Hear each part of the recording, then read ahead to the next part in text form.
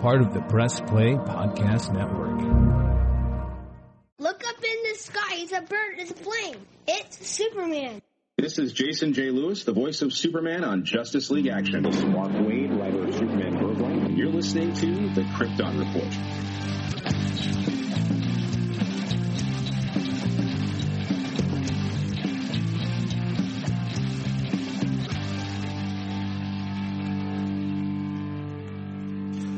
Welcome to the Krypton Report podcast, now part of the Press Play Podcast Network. I am your host, Tyler.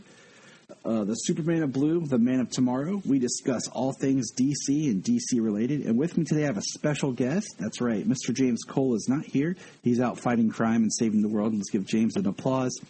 I have with me Mr. Grant Richter. And if you know that name, you're awesome, because Grant is the host of the Truth, Justice, and Hope podcast. So welcome, Grant. Truth and justice, my friends. Truth and justice. I like to think of myself as the Superman in black. All right. I'm a big fan of the resurrection suit. Now, I'm going to ask you this. Did you read the Superman Lois and Clark that Dan Jurgens did? Yes, that is the episodes 2, 3, 4, and 5 of my podcast. See, I knew that, but I wanted to bring it up so he could plug his show. I love that suit. I love that black suit a lot, actually. It's actually my favorite. If we're going to go black suit Superman, it's actually my favorite. Yes, I don't know why they call it the solar suit, and as far as the toys and everything go, but yeah, I call it the stealth suit. That makes a lot more sense to me, but whatever. Yep. You know. And that is my favorite McFarlane Superman figure as well. I have that one. I am addicted to buying the McFarlane Superman figures because they come out often. Like before, there'd be a Superman figure here or there, and now they come out so much. I think I have a problem. Yeah.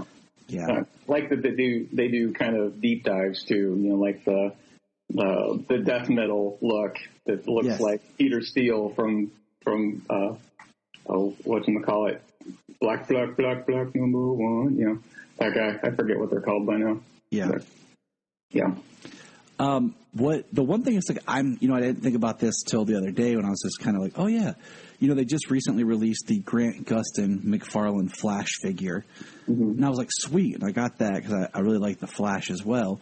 Then I was like, okay, if you're going to do that, and I had forgotten that McFarlane had done an Arrow figure. I need a Tyler Hoechlin figure. Yeah, for sure. You did an amazing job with the Cavill figure. I need a Tyler figure, and then I need you to go backwards. I need a George Reeves figure. Yeah. Okay. So McFarlane, you need to start just doing the history of Superman. Give me a deluxe package where you do a whole $100. There's Kirk Allen, George Reeves, Christopher Reeves. Flip that. And even a Dean Cain, all the Superman, I need them all in figure form, okay? And then you can give me a Smallville figure in your style, I have all the Smallville figures, but give me Tom in the plaid. Yeah. Or give me a whole big thing of him tied up as a scarecrow. I don't care. I need them all. That would be really fun. I would like a Tal Rowe figure too from Superman and Lois. I would like that as well. And speaking of Tal, my buddy Brian, who people know has been on the podcast, he sent me a message. He's like, why is Tal's suit so good? Yeah. And Tyler's is not. Yeah, exactly. And I was like, you know what, bud? I don't know. Yeah. And, I realized with Tyler's suit, it's the collar test. It's not having the 3D emblem. And then if they had done, his black suit, where they gave him an actual collar on the neckline, looked good. Or if his original suit, the only thing I really liked about his original Superman suit was I liked his chest emblem, being the 3D and the pattern and how large it was, and then where the suit came across his neckline looked good. The suit neckline, you're absolutely right. The way they do Tyler's suit on the show, it really emphasizes how padded that suit is, and plus the way they do the shoulders, he can't really raise his arms without raising the entire shoulder assemblage of the suit. And that's really unfortunate. It is. Because, at first I said, when they first started filming, I was like, you know what?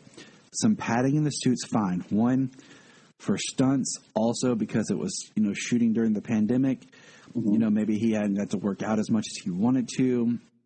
Safety, okay, I get that. But then I'm like, let's reduce some of the padding in the shoulders. Like, it just looks a little too much.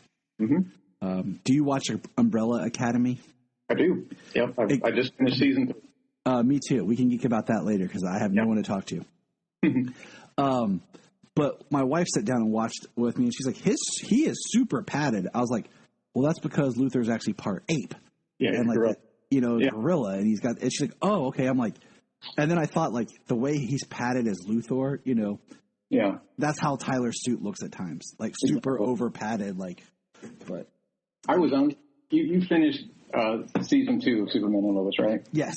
Okay, so I was actually hoping that he wouldn't get his full powers back in the season finale, and that he'd go into season 3 kind of lower powered, and it would give him a chance because he's already really buff. He's really cut. He's just not swole. Mm. And I was hoping it would give him a chance to kind of maybe do something like the Authority suit or something like that, where we can bank off the fact that Toller's a ripped but smaller guy.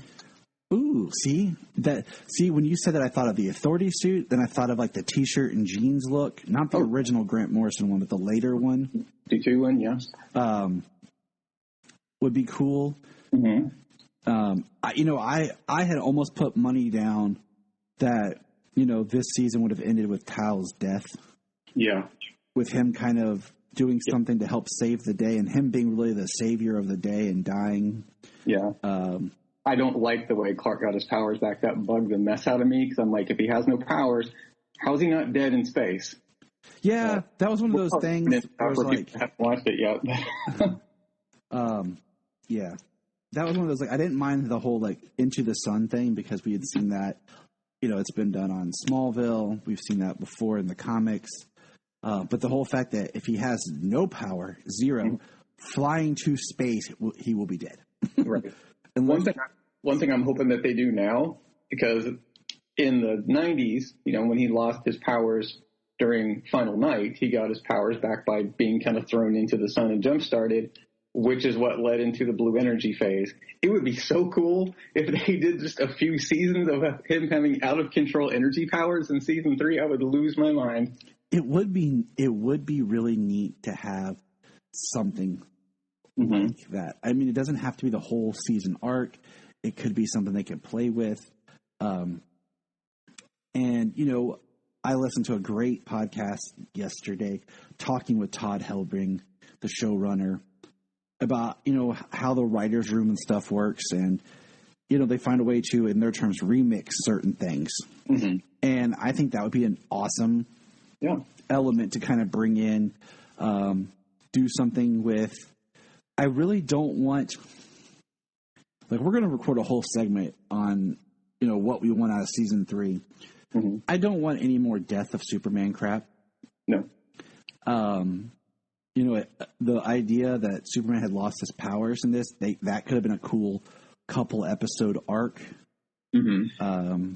With Jordan having to step up more and stuff. There's different things they can do. And now that they're more free to do whatever they want to do, I'm excited for what season 3 can have.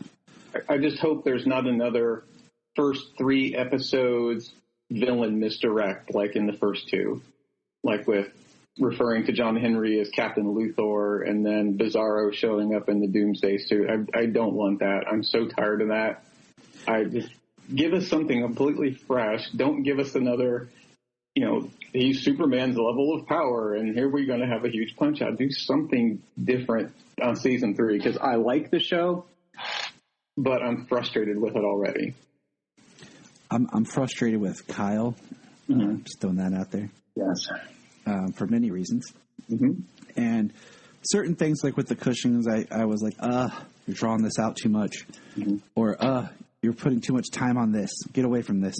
Yeah. Go back to Clark and the family. But So as people can tell, Grant is a Superman fan, and we could probably talk for 3 or 4 hours, and that's not what we're here to do today. But I do have some quick questions just to kind of throw your way. It's always fun when I do this, do my segments where I get to talk with other super podcasters. And the first basic question is, how did your Superman fandom start? Like where, when, what was your first exposure? Well, my first exposure is like, I'm getting close to 50. And so my first exposure was the Super Friends in 1978, followed very closely by seeing the Christopher Reeves movie in the theaters. And I've been a superhero fan ever since I was a little bitty kid, but I didn't really appreciate Superman growing up because, you know, there was such a prevalence of superhero media, not like it is now, but between the Super Friends and the Superman movie and the different TV shows, you know, everybody knew who the main superheroes was. And so, by the time I started elementary school and I was actually getting comics, I'm like, oh, there's a bajillion other superheroes out there that are worth my time. And everybody knows who Superman was. So I was like, well, he doesn't need me as a fan. And I didn't really come into Superman fandom until about 1.5 years ago, like December of 2020. Like that fall, I signed up for the DC app and I was just tinkering around trying to find something new to read because I was completely burned out on Marvel and I've never really been in the Image. And I, you know, read a little Green Lantern, read a little Green Arrow, and just started reading the Rebirth era. And I just got hooked on the Superman Rebirth era, and then went back and started reading everything from Byrne's Man of Steel and everything in between. And I've just been locked in ever since and making up for decades of lost time. See, and, you know, I say my stuff all the time, so I'm not going to spend a lot of time, but, you know, I was always a Superman fan. Reading the comics kind of faded because of just access. Mm-hmm. And then it kind of ramped back up more. You know, like I watched Smallville through its run and everything. When it became, you know, starting with Superman Returns, because it became easier to access all Superman media. Mm-hmm. You know, my wife and I talked about the other night, like, when Superman Returns came out, all of a sudden you could finally get the DVDs to everything. Mm-hmm. And that really just helped build that fandom up. Because, you know, I was watching Smallville, but that was really all I had. Right. But then when Returns came out, it was such an easy way to get Superman-related material. Mm-hmm. So what's your favorite version of Superman? Is it a comic version, a movie version, an animated version? It's the comic book version. Now, I like Christopher Reeves' performance in the Superman movies. I'm not a big fan of those movies across the board, though. But I like Reeves. I watched Smallville from beginning to end. Ralph is fine. I love the 90s and 2000s Bruce Timm animated. But for me, I think because I've been doing comics since I was a little kid, because it's the source material, that's always what I like best. And I love what they've been doing with Superman since Rebirth, and shortly since before Rebirth, starting with, you know, the 2-part Superman, Lois and Clark, 2-parter during Convergence. Everything from then on, I've been completely on board with it. Now, who would you say is your favorite live-action Superman? Live action? Oof. I'm going to get in trouble with this one, but... There is no wrong answers. I'm going to tell you. Unless it's David Wilson, then we have to talk off mic. Right. There is no wrong answers. Yeah. I've gone on Twitter recently about who I don't want to ever be Superman again, but I'm not going to talk about that here. I really like Henry's performance as Superman. He's not or for that very narrow alternate reality version of Superman, because even though he's not as friendly, I would say, he's not as open, he's not this shining beacon of hope that we see in the comics. He radiates, when he's not doing angry face, he radiates a lot of kindness and a lot of humbleness, and I like that a lot, especially in the first one, especially in Man of Steel. There's a lot of things about that trilogy I don't like, but I think what I do like somewhat outweighs what I don't. Mm. Like I said, there's no wrong answer. I will be honest.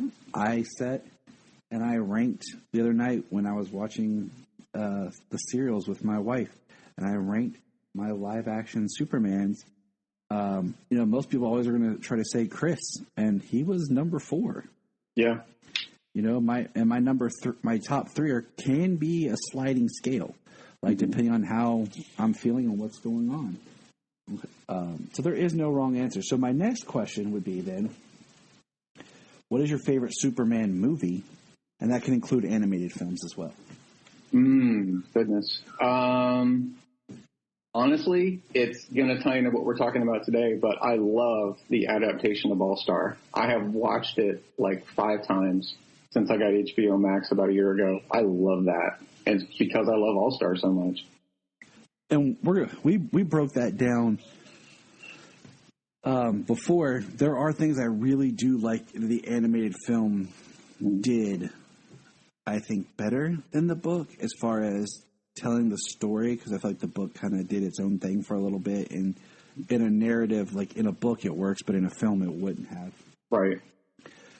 If you could have one of Kryptonian powers, one of the Kryptonian powers, what would it be?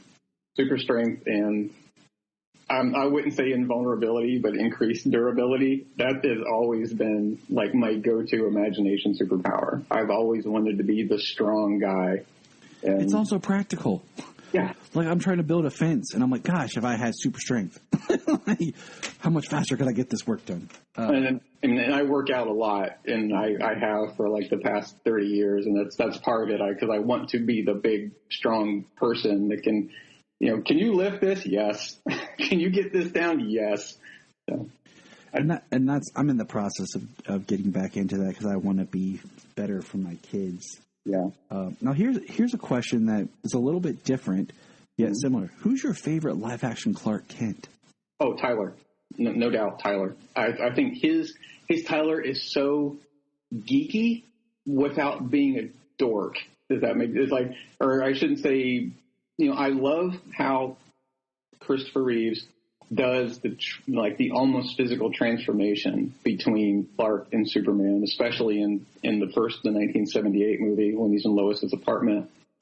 But I've always the whole kind of wimpy persona that Clark puts on has always bugged me a little. I agree. I love Tyler's. He's such a geek. He's like, oh, look, I got a hat in season 1 when he's supposed to be the assistant coach. He's so fun. He's so enthusiastic about being a dad, and that's just great. I like his Clark better than I like his Superman. Ooh, interesting. But I do like Superman. His Clark. It also it's an interesting argument because his Clark spends so much time with his inner circle.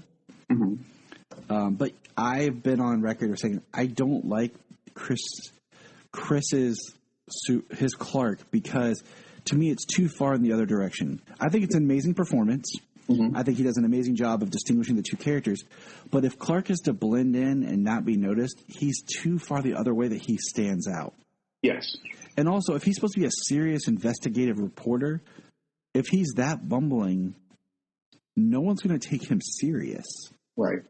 He needs to be someone that people will take serious if they're going to try to have stories exposed and things like that. Right. No, I've read very little pre-crisis Superman just because it's not for me.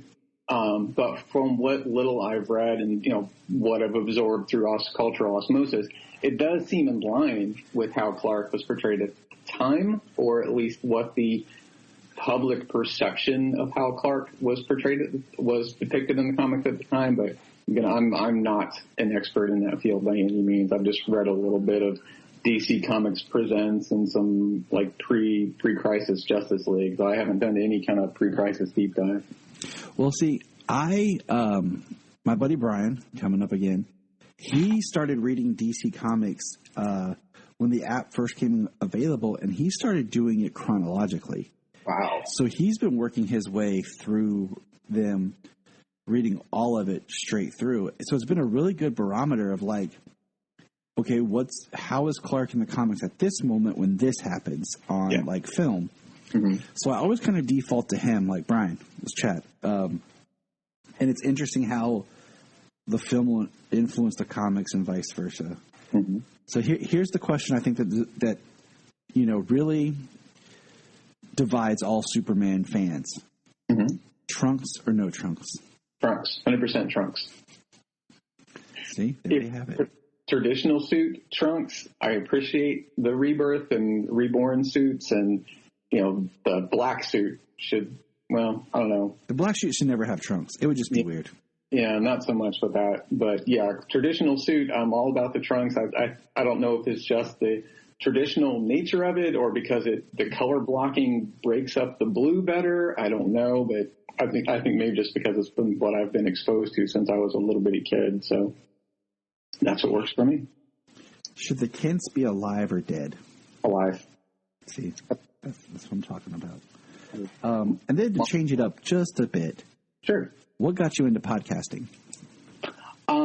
I've actually been doing podcasting for about 5 years now, and I didn't discover podcasts until about 2016. I discovered them by accident because I'm a big fan of like urban fantasy and weird fiction like that, and I discovered the Night Vale podcast. And so I was like, well, okay, are there comic book podcasts? Yes, Grant, there are comic book podcasts. Here's all of them. And I found myself, like, whatever I'm listening to, if I really liked it, I'll find myself pausing. And then, because I work from home, and I'll find myself just talking back to the podcasters, like addressing what they're talking about. And here's what my thoughts are. I was like, wait, I should probably be doing the same thing. So I've done I was on a Marvel Bronze Age podcast called Into the Weird for about 6 episodes. I did a Captain America podcast for about a year. I did a cable podcast for about 6 months. Nice. So I could have an excuse to podcast with my friends that do X-Men podcasting. And then I've been I'm in the process of recording the 1-year anniversary episode of Truth, Justice, and Hope.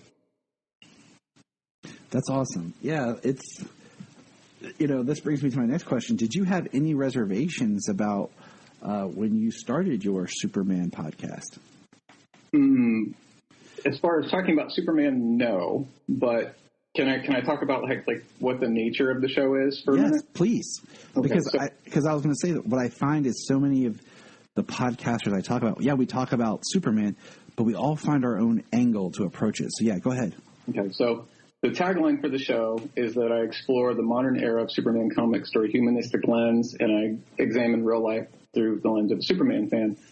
And so not only do I talk about all the Superman and related comics since Convergence on, but I have a segment at the beginning of the show that I call Thoughts from the Fortress of Solitude, where I talk about everything from real life, from like Father's Day gifts to the recent Supreme Court decisions. And I talk about it from an ethical standpoint. And I try to tie Superman into it as much as possible to kind of keep it entertaining. That's the part that I always have that always makes me antsy. I don't care what other people's opinions about my thoughts on Superman are, but I do get into politics on my show, and I don't particularly enjoy conflict a lot, but I won't shy away from it. But one of these days, I know I'm going to get like an outpouring of hate mail from people on the other end of the ideological spectrum from me, and that gives me a little bit of anxiety. But will I continue doing it? Yes, because one of the kind of the way I end that segment is because that's what Superman would do. Yeah, and it was great hearing you talk about the Father's Day gifts and stuff, and I had to chime in to you and be like, yeah, I know the feeling when you're like, just give me Superman stuff. And my kids are dialed in enough where my son recently, he got me the Jeff Johns, Gary Frank, Brainiac Superman book. And my wife was like, are you sure Daddy they found a figure, and Solomon goes, Daddy has that. My wife's like, are you sure? He's like, yes. And then she's like, well, what else? He's like, get him this book. He doesn't have it. Yep. My wife's like, are you sure? He's like, yes. And then they came home and brought it to me, and I was like, that's my boy. Yep, my daughter's the same way. I have an Amazon list, and I tell my wife, for gift giving time, just pick something from here. I don't care what it is. Right. That's what, when it comes to my daughter, are you sure this is, which one of these does he want most? Oh, he wants All-Star the most. Oh, okay. Well, I'll get him that. It cracks me up just because they're like, what do you want? I'm like, Jania, I literally have broke down category lists on Amazon that you can just go to and pick from. And then if people ask what Tyler wants, I have these lists. They're ongoing. And then my last question is, and this is something that you and I share, and I don't share with anybody else on the podcast. Mm-hmm. You don't eat meat. No, I have not touched meat since 2018. I am completely vegan. In fact, I don't eat any animal products except for honey. Same. It started, I don't talk about that much, but it started because my daughter couldn't have dairy. Mm-hmm. So we cut all dairy out of the diet and went with dairy alternatives. And then my wife's like, I want to try cutting out meat, and we've done it. So my question for you is, if we were hanging out and we were going to throw some burgers on the grill, are we going Beyond or Impossible? Impossible. All right. So the Beyond Burgers give me heartburn. See, and that's how my wife is. She's like, I'll eat Beyond stuff, but she said, I don't always like it. Yeah.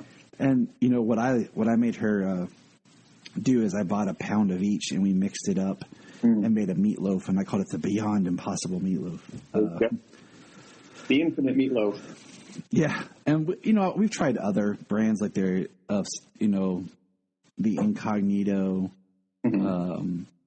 And, we found some others here and there of, non-meat. And we don't do too many of those, mm-hmm. but it is nice to have those as a backup and an alternative. Right. We also don't eat gluten because my wife's allergic to it. And let me tell you, vegan, gluten-free pizza is not anything I would wish on my worst enemy. That is the most vile thing. But we have it every once in a while because sometimes like, I'm just too tired to cook. What do you want? I guess get one of those nasty pizzas. Have you tried, it's a frozen pizza. I'm not sure where you can find it, where you are, mm-hmm. but it's by the Tattooed Chef. That's the one that we get, and that's the one we hate the least. I was gonna say that's the one that I found that I'm like most like I can deal with this. Mm-hmm. So now you're welcome to the Superman Vegan Podcast. Welcome. Yep. Surprise. Welcome to issue 2 of not Secret Origin, but Superman Birthright, where Superman does not eat meat, and was probably the last time they'll ever be referenced again. Oh no! If I have my way, it'll be referenced again. That's what we got that beef bourguignon stuff, and I got to talk to Mark Waid, and that was one thing I brought up to him was I appreciated it and I liked it, and I found it very believable in the character when they talk about energy, the aura, because we've talked, they've had in the comics Superman's aura and how it protects him, and mm-hmm. he can expand it, and even it's touched on here in All-Star. So the fact that he chooses not to eat animals because he sees life energy, it made sense to me. And I think it was something that Wade put a lot of thought into that a lot of people just thought was stupid. And if you step back and think about it, it does make sense. Mm-hmm. I like it a lot. Hey, we're going to press pause and hear a few words from our other podcasts on Press Play Podcast Network. Hello, Brooks here with the Books with Brooks monthly book club podcast. Here's how Books with Brooks works. We read one book a month, and then we talk about it. Classics like Stephen King's The Shining, debut novels like We Are the Brennans by Tracy Lang, and tons of other compelling, life-changing stories, one book and 1 month at a time. So come read along with us, and then listen in. This is Dan Jurgens, and if you want to have a good time, keep listening to the Krypton Report. So what we're talking about today is, I brought Grant on to talk about Grant. That's right. We're going to talk a little bit about Grant Morrison, a writer, and then we're going to touch Mr. Richter here, so I don't get him confused. Grant like Grant. Speaking of, refer to me as he and refer to Morrison as they. Yeah, then I'll get confused, I swear. And let me just offer I'm going to try to remember they, them as much as possible. I probably will slip up once or twice just because old habits, because I've been reading Morrison since 1996. So, and that's how I am. I always try to be, polite to what people prefer, but sometimes you get caught up in conversation and you slip up. And I always try to, especially with, like, introducing people's names sometimes before I get to hear their name, like them say it. So we're going to talk about that. We're going to hit on just a couple of his stories and him as a writer, or Grant them. See, dang it, Grant as Morrison as a writer. So that's what we're going to do, and it'll be fun. It'll be just a good time of chatting and getting to know each other because we have talked online, you and I, and listened to each other's podcasts. And I have to say, Morrison is one of my all-time favorite writers. I agree. At least as far as when it comes to Superman. Like Animal Man, I tried. The Invisibles, I like, but I have to read it like one issue every 3 months because it just. But yeah, his Superman stuff is their Superman stuff. I did it already. Is absolutely sublime to me. I listen to where's the podcast? I just discovered it's the DC. The podcast is called, and I'm pulling it up right now, DC Standum, and it's presented by Den of Geeks. And I discovered it when someone retweeted that the interview with Todd Helbing. And then I was like, sweet. So I listened to that. And then I was looking through previous podcasts, and there was one with Grant Morrison. So I listened to that yesterday. It was him talking about Superman and the Authority. And that was cool because listening to Grant talk about his work is fascinating. Because a lot of times there's things in it that you may not catch. And, you know, one of the earliest, I don't even know if you can find it anymore. One of my favorite podcasts when I first started listening was Fat Man on Batman. And it was back when Kevin Smith was just Kevin Smith interviewing people about Batman comics and talking about Batman before it became Fat Man Beyond. I don't even listen to it anymore. Listening to Grant Morrison talk about and explain Fifth Dimension and how that works made complete sense. And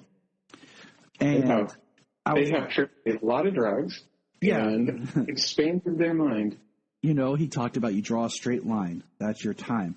And then think about taking your fingers and placing them on that line. You're interacting in 4 parts of time. Even though your hand is, you know, right there on the line. That's how something fifth dimensionally would work. And I'm like, okay, that made complete sense to me. So I will say I have never read, and I own it because my friend gave it to me, the Grant Morrison work with Batman Arkham, like where he goes into Arkham Asylum. Right, yeah, I've never read that either. Because the font is so small and it's done like handwriting, it's very difficult for me to read. I would love to read it because it's supposed to be one of his best stories, but it was just very difficult to physically read the book. One of their newer things that they've done that I really enjoy that's not Superman related is Klaus, the kind of their alternate version of Santa Claus. It is amazing. The way it's drawn, and I think it's drawn by Michael Janin, who did Authority. I think it is. It looks like Clark Kent stranded on a magic planet who grew a beard and decided to fight for these, oppressed children. It was, what's crazy is I wrote my own Santa Claus story, and then I discovered that, and I was like, dang it, Morrison, we're on the same page. Yep. Good page to be on, though. Yeah. Mine's different, but it was still enough like, okay, we're riding the same vibe. So what we're going to look at, just so we're not too expansive, is we're going to look at Superman and the Authority and All-Star Superman, because I know how much you love All-Star. Yeah. So, and I'm going to just say my little speech here, then I'm going to let you go. Okay. So I recently read this about a year ago for the first time, because again, I'm relatively new to Superman fandom. And for Father's Day, my wife and my child got me is it the deluxe edition? Yeah, it's the hardback deluxe edition. It's really big. It's got that splash page of Superman flying just below the sun as the interior cover. And then the jacket is him holding the earth in his hands that he's just made. And it's just this amazing, beautiful thing that I've read it twice since I got it. And it's just it's like a coffee table book almost. And it's just this wonderful thing to look at. It smells good. I know that was weird. It has like this really high glossy paper, and it's got all these really neat little extra bits in the back, this kind of behind the scenes stuff about the Ultra Sphinx and how all these different covers. And something I didn't realize is that back in one of the reasons that Morrison apparently jumped from DC over to Marvel is DC turned down this idea of, he had an idea that was kind of like Ultimate Spider-Man or the Ultimates, where it was going to be a completely separate continuity universe. It was going to be ongoing stories called Superman Now. And he has, apparently Morrison does his own sketch work and his own storyboarding, and he doesn't go into a lot about it, but it's really fascinating. But anyway, as far as the content of this book, was there anything specifically that you wanted to talk about, or should I just ramble on forever? You're fine, because what I find fascinating about All-Star, the first time I read it, I didn't hate it. I just was like, okay, I like parts, but other parts, and I have a more appreciation for it, and I like it. There's still some parts I don't like in it. I'm not a big fan of Bizarro. Like, as far as reading Bizarro in comics, I do not enjoy having to read the improper speech. It gets a little exhausting at times. Like, when it's one or two lines and the characters there is fine, but when it's on Bizarro World, Bizarro this, and it gets to be a lot. So I don't really care for the Bizarro parts of that story, though I do feel there is a good, story beat to it. Yes. That's the part I usually kind of skim through. I don't like Bizarro stories in general. The only version of Bizarro that I've ever liked is the one from the animated series, the one who's just kind of a simplistic but violently well-meaning guy. Yes. But even that, I've kind of realized from people talking about it, it does come across as kind of an infantilization, which can be taken as kind of a slight towards mentally challenged people. So I'm like, oh, well, even that then is maybe not great. So yeah, that is really the only part of this that I'm not crazy about. Honestly, even if I'd been a Superman fan in 2005, I probably would not have gotten this, because I really, at the time, did not like Frank Quitely's work on X-Men that he did with Morrison. And I think he leans into the grotesque a little more with that one. I think it was intentional. Yeah. To kind of show, the kind of almost alien nature of the X-Men. So if I'd seen this, I wouldn't have gotten it, but I've really developed an appreciation for Quitely's artwork since, and especially the color work in this particular book is just gorgeous. Who's the colorist on this? I forget. Jamie Grant. It's really, really good.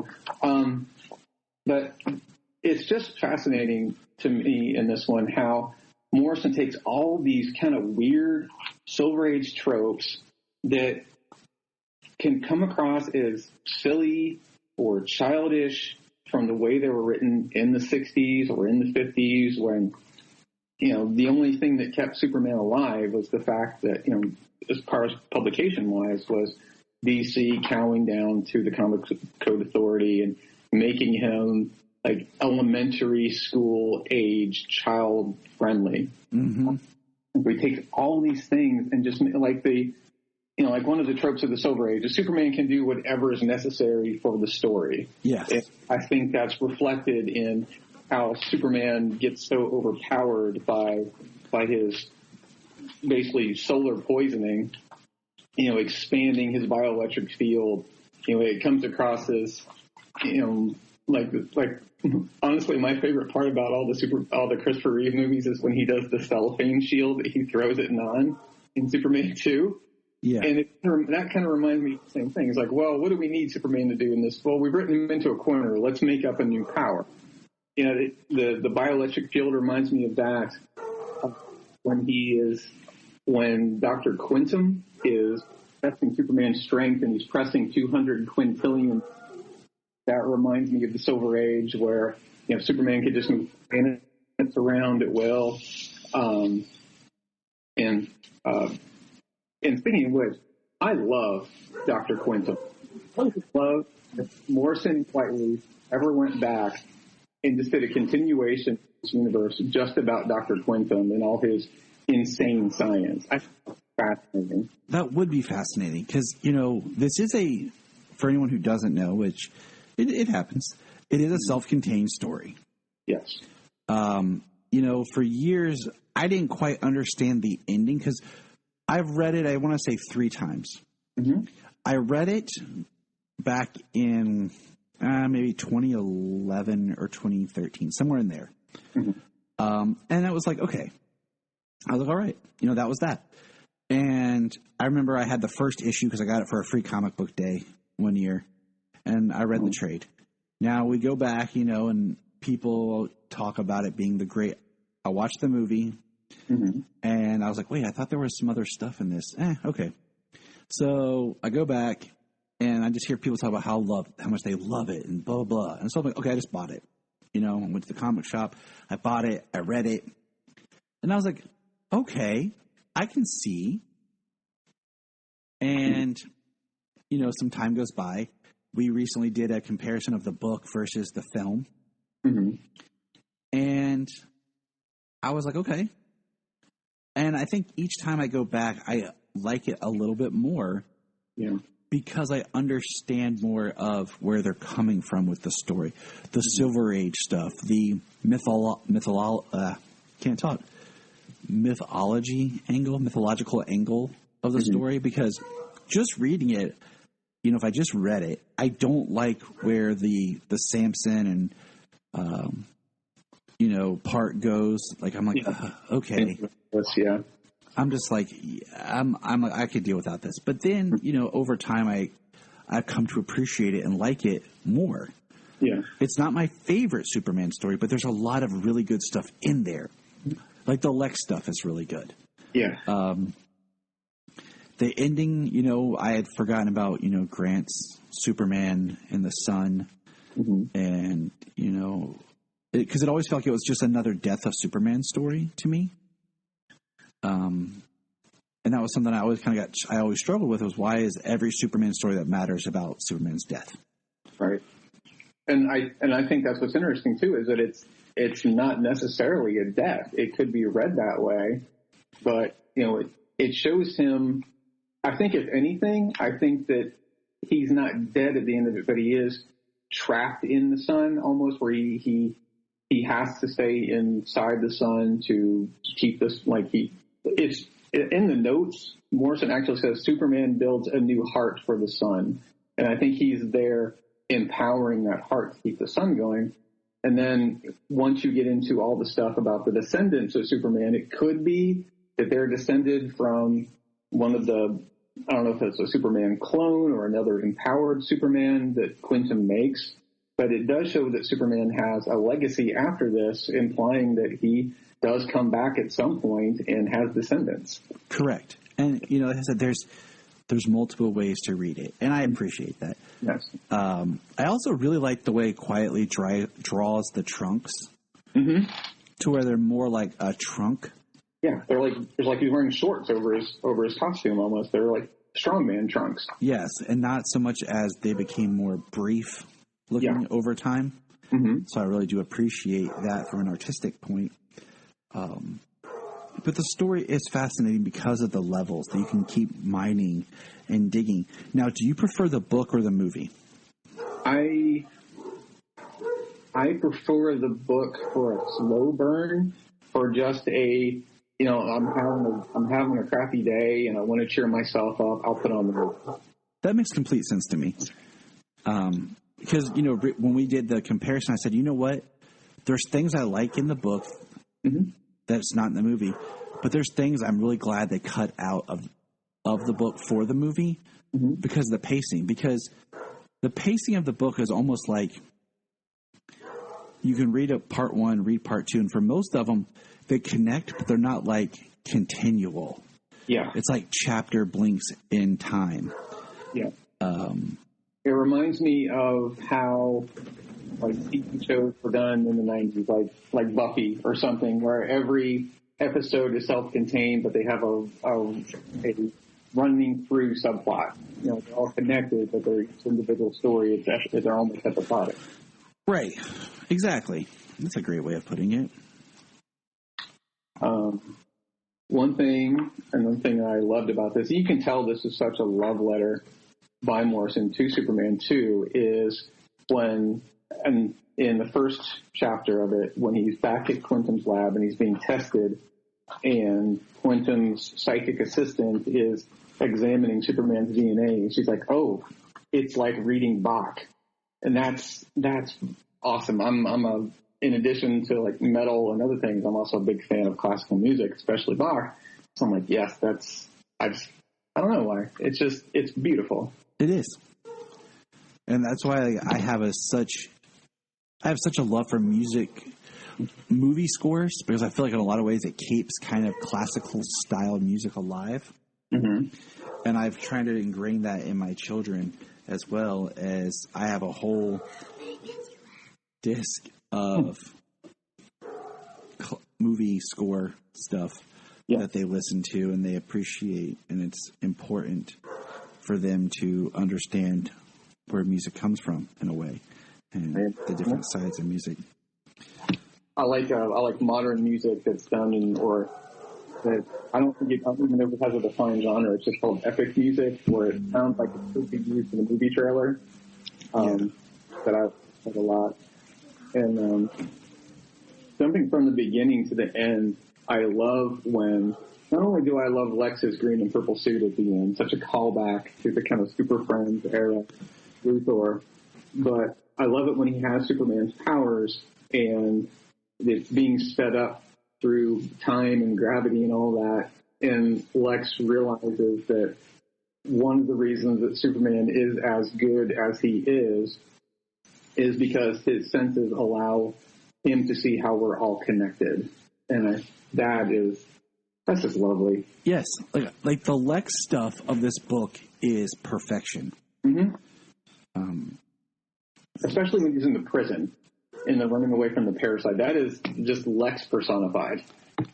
Yes. He's constantly like 3 steps ahead of the parasite, and he's dismissing Clark, but at the same time complimenting him and telling him to keep up, while at the same time he doesn't realize that Clark is saving his butt about every 3 seconds. I really like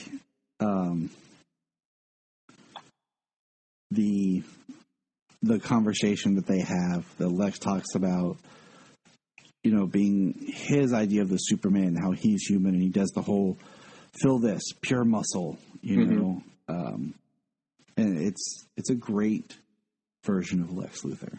It's all ego driven.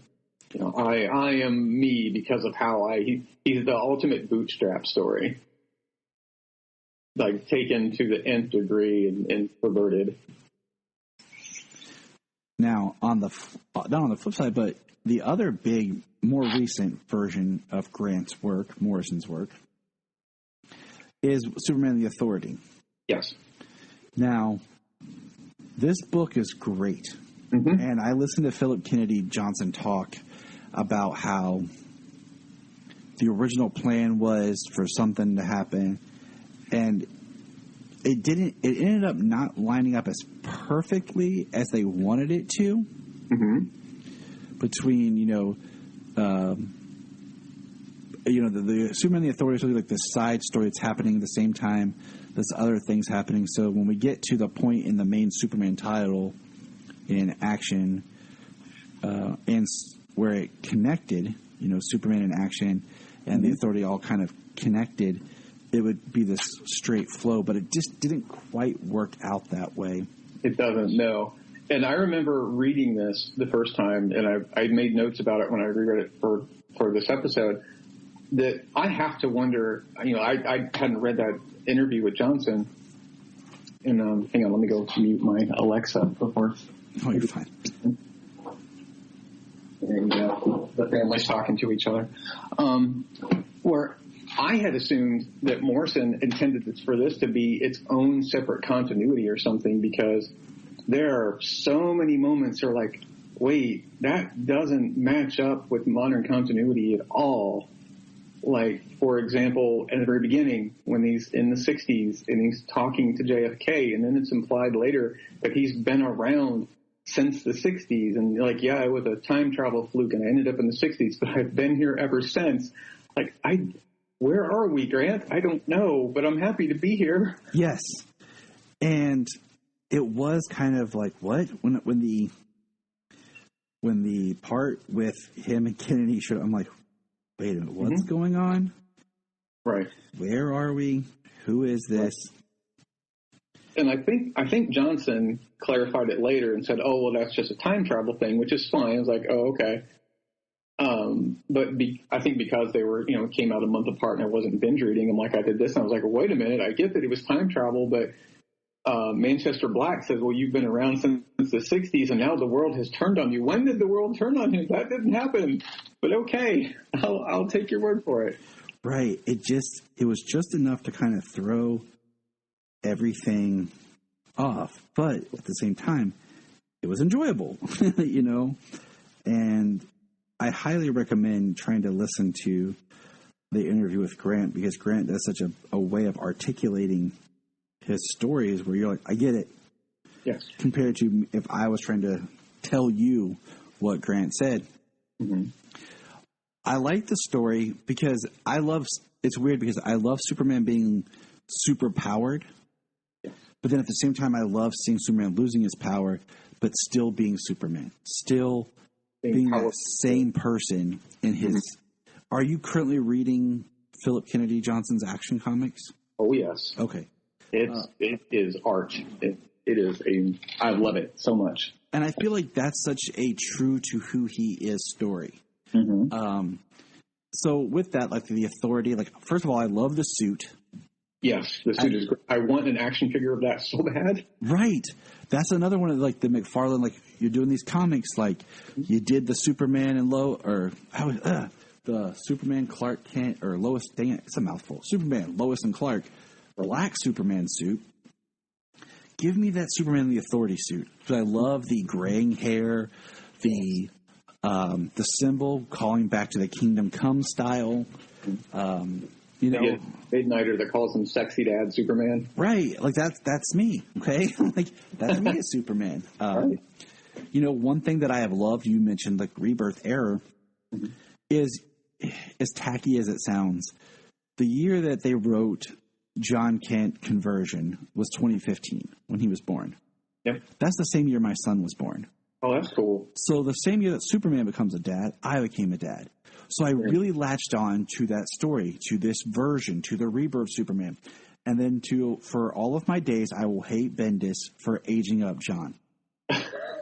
See, because I didn't come into reading Superman after John had been an adult for maybe a year or two, I don't have the attachment to John the way people do who read it month to month as it was coming out. I like it. I think it's a ton of fun. I actually like John better since he's come out. I think that warms him to my heart even more like this. Mm-hmm. And I know Taylor's getting a lot of hate from people on both sides of the ideological spectrum. Some people are mad at him for making John queer, and some people are mad at him for not making John queer enough. That's such a horrible argument. Like, and I think those coming from the left are just pretending to come out from the left. I think those are straw man arguments. But I have my own version, and just to jump topic again, I have my own version of like your story with your child being born the same year that John was born. I got married 5 days before Lois and Clark did in the comics. Nice. Yeah, I got married on November 30th, 1996, and then maybe not like, at least as far as when it came out on book stands, like I saw it in Walden Books like later that week for the first time. So as far as release date, I got married just a few days before Lois and Clark. See, that's awesome. And what's funny too is my wife and I got married the same year that the Smallville ended. Oh, cool. And in that, like, you know, the last episode is Clark and Lois trying to get married. Mm-hmm. So it was just kind of funny that happened. It's so, you know, I got the awesome time to meet and talk to Dan Jurgens. And, you know, that was one thing that he said, because I had him sign my Convergence and my Lois and Clark Superman book. Mm-hmm. And, you know, one thing he said he missed writing John at this age.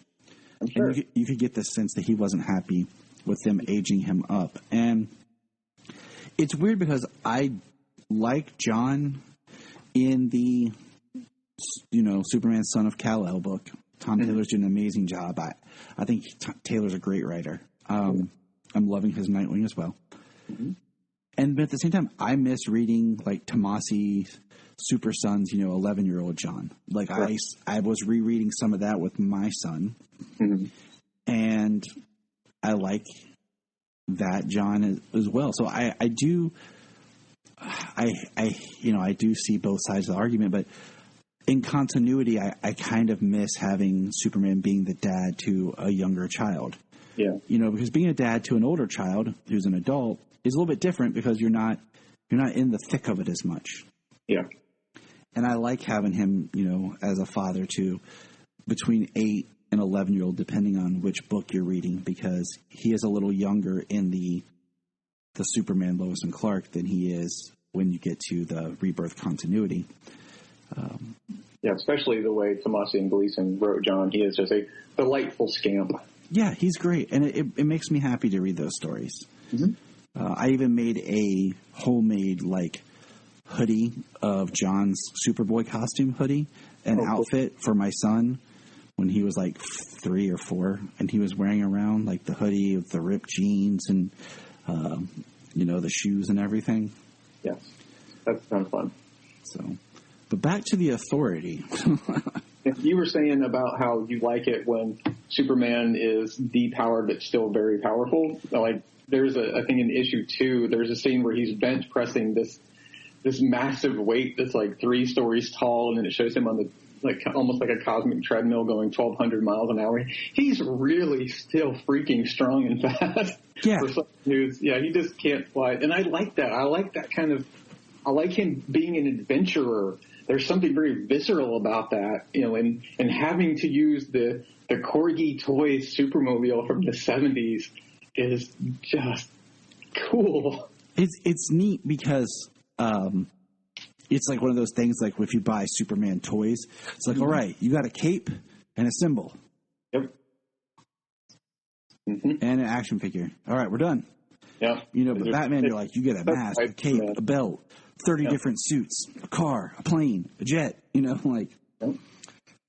Speaking of which, have you seen where McFarlane is doing their own version of the Mattel Superpowers collection? Yep, I was online yesterday searching for it. I plan on going to Walmart and Target within the next couple of days, see if I can find one. I think they're Walmart exclusives. See, I saw someone post they found one at Walmart and it was like $10. I was like, sweet. So I need to go find it because I'm addicted to buying Superman toys. And I like the fact that their version of the Supermobile is the 70s version and not the 80s Mattel version, which is more boxy. I like the kind of round, goofy looking one with the big fists. It's fun. Mm-hmm. So in the Authority book, I did like the team. I thought the team was interesting. Mm-hmm. And then the one thing I wanted to ask you as a fan and as a comic reader, so Midnighter's husband, Apollo, mm-hmm. his name blanked for a second, and then it came back. His power is like of the sun. Mm-hmm. I'm curious, and it hasn't happened in the story, why is his power not helping to bring Superman stronger, bring him to life more? I don't think it's about him not getting enough sun. It's about him not being able to process the sunlight as much. So it's kind of like it doesn't matter how much he gets. I think it's a good metaphor for getting older and your metabolism slowing down. And I like that. I will agree with you. As soon as you said that made complete sense. Yeah, and it's I'm glad they did that because it's kind of like how, you know, obviously Apollo was supposed to be Wildstorm's analog to Superman, And it's kind of like since Dr. Manhattan came back, there's been no place for Captain Atom, which I think Captain Atom's fascinating because, I'm not a conservative myself, but it's interesting when you see a conservative superhero and how they play off of other superheroes that tend to lean more to the left. So I think Captain Atom's a fascinating character, but they've kind of done away with him since Dr. Manhattan's part of main DC continuity. I'm glad that DC has kept using Apollo and Midnighter. I imagine they probably would not have if they weren't like the premier queer couple of the DC universe, almost. It's interesting because they're like the tough guys. They are. You know what I'm saying? Like, often when they do these type of relationships and these couples, they tone them down. But Midnighter is like, for lack of a better term, a man's man, And that takes on a new meaning in this context. So it's fascinating that they do keep him around because he's such a violent character at the same time. Which puts him into, really interesting conflict with Superman, as we're seeing in Johnson's Action Comics run. We've got to blow up this plane. We've got to do this to save you, Superman. Well, if you do that, the whole planet could die. Well, it's worth it. No, it's not. Exactly. And that's what makes the ideology discussion fascinating. And I think that's another thing that Morrison brings that's really is deeper discussions about the superheroes and what they represent and what they can represent and what they should represent. Especially when writing Superman. I like the Ultra Humanites in it because he's a character that most familiar with is the version that was on the Justice League Unlimited series. Yeah. But he is, the oldest Superman, like super villain as far as super powered villainy. Yes. And he has a unique history. So it's awesome that was back in the different ways that he transfers his brain and things. It makes a unique story. I love that they put I like that one that he's cloning his brains. So he's making himself into a collective of one. And so he can put, all different versions of his brain into different bodies. And it shows like a T-Rex that I think was used at one point and all these other things in different 8 bodies. But I like that he puts his brain in Grundy because I like Grundy. And I love the fact that he's teaming up with Brainiac because Ultra Humanite and Brainiac are my 2 favorite Superman villains. And so that just made me squeal with delight. And the spoke Brainiac in a business suit is sexy. Yeah. It's like Morrison wrote this series for me. I love the Corgi Supermobile. I like a lower powered Superman. I love Apollo and Midnighter. I like Natasha Irons as Steel, and I do like her because she has the way to represent kind of like we were talking about getting older and your kids taking over. He can kind of see that as an analog for John and how he has her there and he's putting someone else's. It's in this continuity. It's Steele's niece, right? Yes. I had to think for a second. I had to pause. Yeah. Because how things get mucky when you are exposed to so much. Yeah, it's not Natalie from the show. It's Natasha from, It gets to be overwhelming when you're reading different books. And in this book, this is this. And in this book, this is this. It can be overwhelming. Trying to remember everything, every detail. I think her Steel suit is more striking than John's. I agree. That hair tail thing comes out of the back of her helmet. I think that's really cool. I love her introduction in this book where she's fighting different versions of the internet come to life, like bots and trolls and edgelords. That is the funniest thing I've read in a long, long time. In issue 2 of the series. You know what I'm talking about? Yes, I do. Okay. It's funny because it's like literally taking on the internet. Yes. It's fighting all the internet crap that we hate about it. Yes. In a physical form. I was just hoping he would throw a 4th one in there, having people like sentient things that are like building gates around stuff, like literal gatekeepers or something. But, that'd been cool. Yeah. I like that a lot. And I'm sorry, go ahead. No, go for it.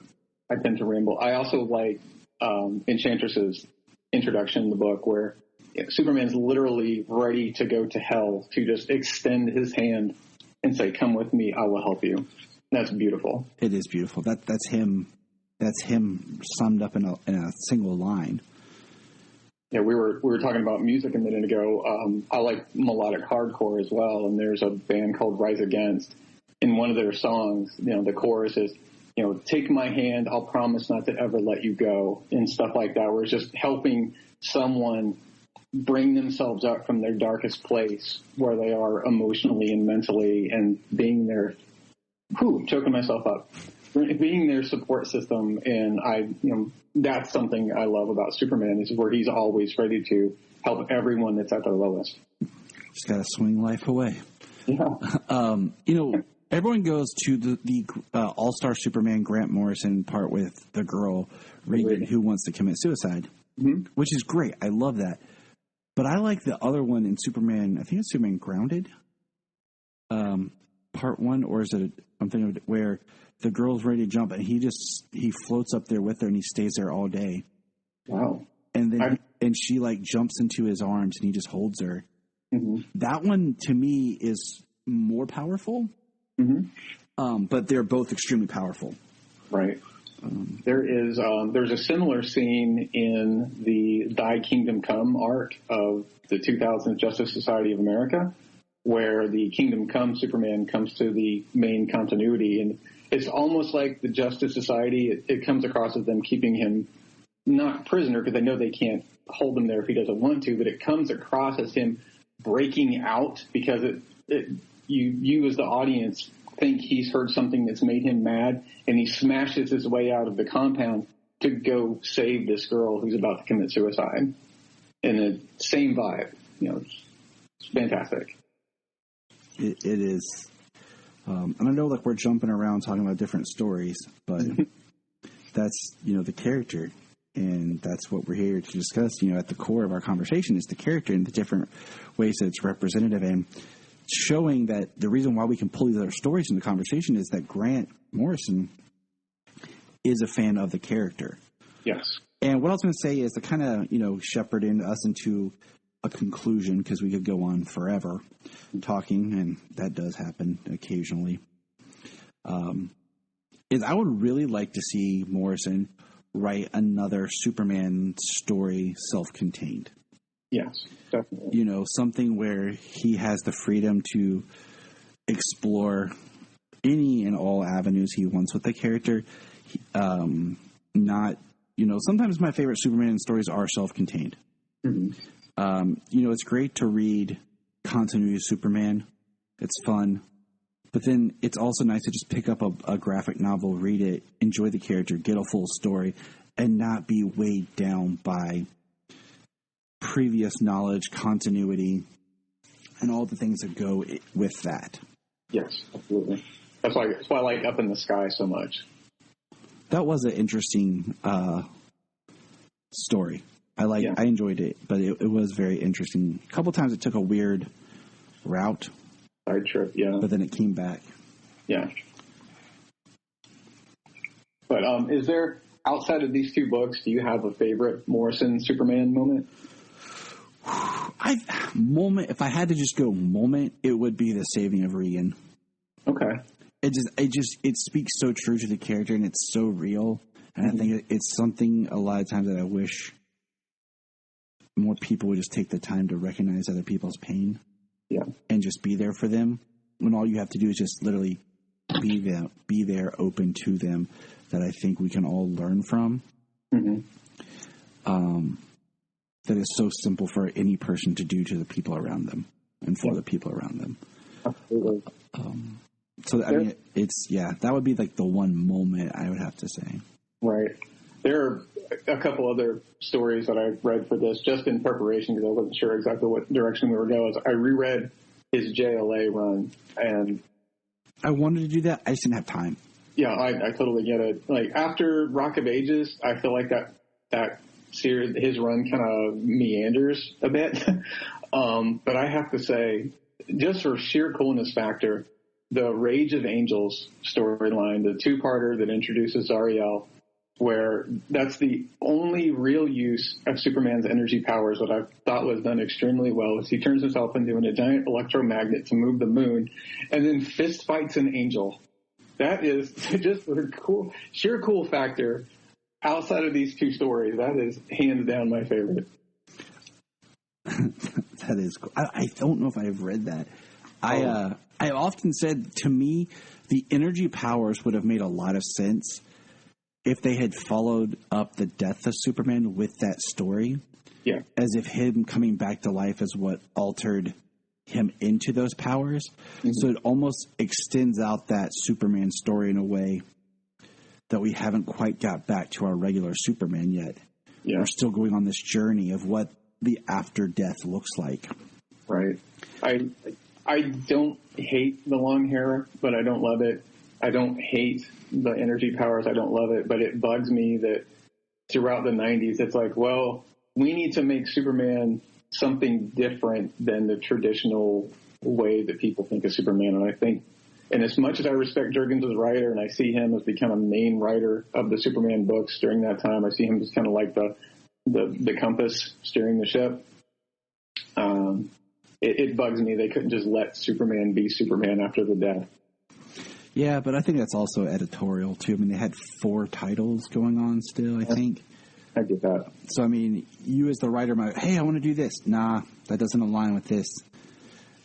And you're just like, okay. Yep. You're like, I'm going to do the best I can. Yep, I hear you. It is, sometimes editorial is the foot that gets stuck in the mouth of good storytelling. That is a very well said sentence. Thank you. So we're going to kind of wrap it up there today. Grant, I want you to go ahead, plug your show, where people can find you, where you most interact with people. Sure. Anything, kind of final thoughts on anything that you just kind of want to let our listeners know about? Sure. Again, the name of the show is Truth, Justice, and Hope. It's the platform I do it on is Anchor, so you can find it directly at anchor.fm/Truth, Justice, and Hope, but it's on all the major platforms. It's on Apple, Stitcher, Google, Amazon, all those places. And I put out usually about an episode a week. Like I said earlier, I started with Convergence in 2015, and I'm only up to about October of 2016 now because I cover the issues in detail, and I only have time to do 2 issues an episode. So it's very slow going, juggling like 7 titles with only 2 issues per episode. That's enjoyable. It's an enjoyable listen to. But it means I'm never going to run out of material because by the time I cover a month's worth of stuff, they've put out like 2 or 3 more months worth of material at the other end of the spectrum. So I'm never going to run out of material. But I'm on Twitter @AboutSuperman. I talk about Superman a lot there. And I do different reading categories. I have one called the Bendis Breakdown, where I started at the beginning of Brian Michael Bendis' run and kind of exploring it through hindsight, now having read it and seeing what bugged me the first time going around that I appreciate more. I do one called the Spinner Rack Experiment, where I've started reading Superman comics starting in 1982, which is when I started getting and reading comics on a regular basis, to say, well, would I have liked this if I was reading it as a little kid, if I'd been in Superman? And then I do read through the reboot Legion of Superheroes and all kinds of different stuff. So I try to keep and I do tend to talk about politics a lot on my Twitter as well. So I know that can be a turnoff to some people, but again, it's what Superman would do. I mean, he's got to stand up for what's right. There you go. And, if we can't, as a society, if we can't at least talk about things and discuss things in a mature context, we really have lost ourselves. Absolutely. Well, Grant, thank you for being on this episode of the Krypton Report. We appreciate it. We're definitely going to have you back for something in the future. We'll figure it out as we go. That's all. That's what life is. Just figure it out as we go. Absolutely. And remember, and fight fear at every turn with an open mind and an open heart. Love ya. Look up in the sky. We just want to say, if you've enjoyed this podcast, please check out other podcasts on the Press Play Podcast Network. Remember to check out Krypton Report on all social media platforms.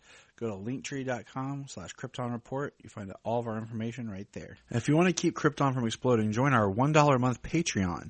That's right. For $1 a month, you'll get extra special content that you don't get on the main show, like movie commentaries and whatever else comes out of our mouths. So check it out, patreon.com/Krypton Report. If you are like Tyler and James and can't get enough super talk, check out these other podcasts. Digging for Kryptonite, Supergirl Radio, The Last Sons of Krypton, the Superboy Legacy Podcast,